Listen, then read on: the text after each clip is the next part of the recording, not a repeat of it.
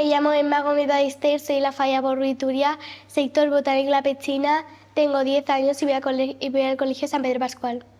Me defino como una persona sociable, amable, amigable y que habla mucho con las personas.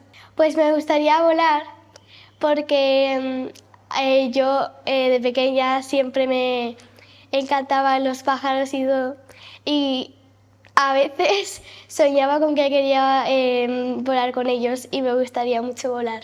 Mi hermana, porque aunque a veces nos peleemos, ella siempre va a estar conmigo y acompañándome en todo. Mi canción favorita, Noche de San Juan. Cuando estábamos en Fallas y cogimos una Coca-Cola entera que no estaba abierta, pusimos Mentos y empezó a salir la Coca-Cola.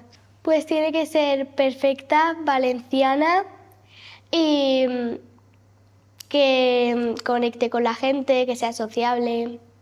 No puedo elegir porque a mí me gustaría hacer las dos cosas. Me gustaría ser Falla Infantil de Valencia porque tiene un año maravilloso con su fallera mayor y las 12 compañeras.